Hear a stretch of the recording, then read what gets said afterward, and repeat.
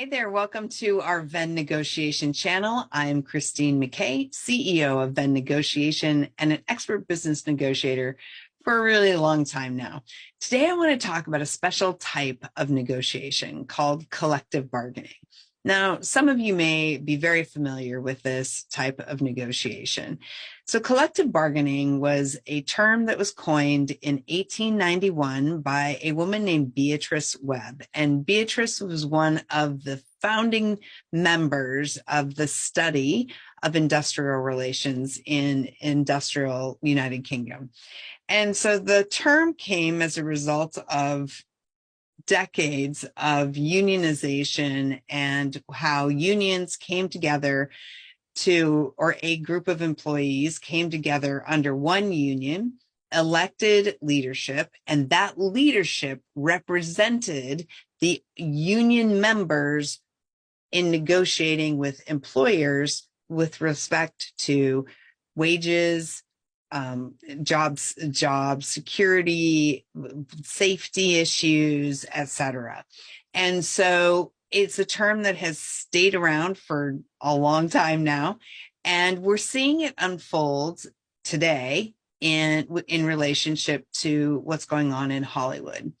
So in May, I think it was on May 2nd, the Writers Guild announced that it would be striking. And the Screen Actors Guild announced last week that it would also be striking. And so Hollywood, the major Hollywood studios are now dealing with both unions striking against them.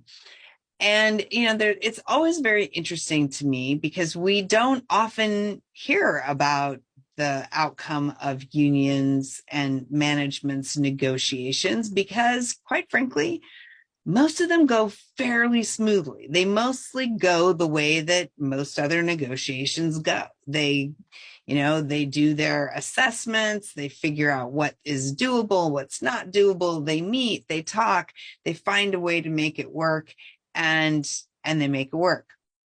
But every once in a while, and for some reason, 2023 seems to be a year of striking because there's a lot of discontent in the employee base. We're seeing more collective bargaining units call for a strike.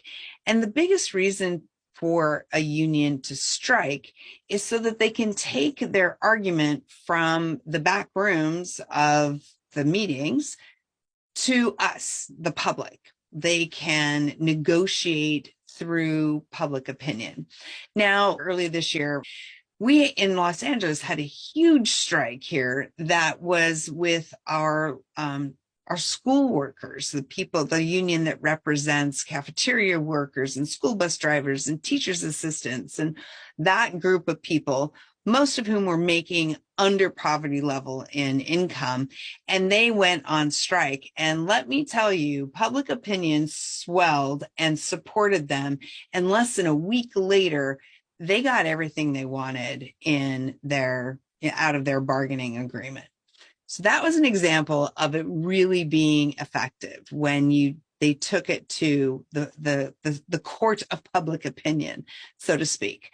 It's going to be interesting to see, because we're not talking teachers, and I think that there's a misconception in the market about, or in the public, amongst the public, about what actors look like, who they are. They're not all Angelina Jolie and Tom Cruise and Dwayne Johnson. They're not, and the many other big names that you know and love. They're not the Ryan Reynolds, etc.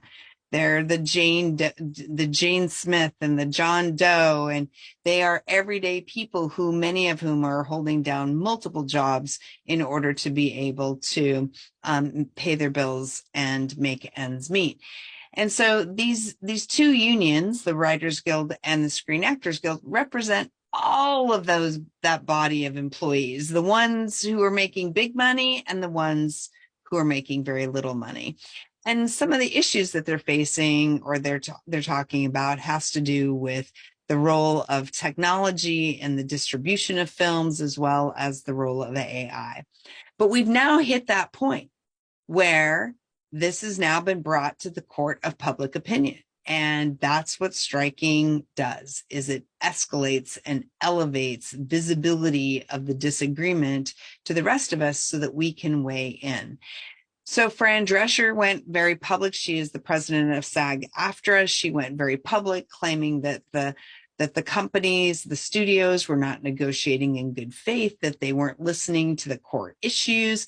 And you had some of the studio executives also go very public, saying how disappointed they were in the strike, and it was really bad timing, and people were going to lose their houses as a result of this, and it can't be protracted, and all of this. So the rhetoric has started, and it's up to you to make your opinion, because the opinion that you have is likely going to influence what happens as a result of this strike. So I'm really curious, what do you think? Do you think that the actors and the writers should be on strike? Do you think that management has sway here? And who's making the better argument to you in the court of public opinion? Let us know your thoughts. Have a great day.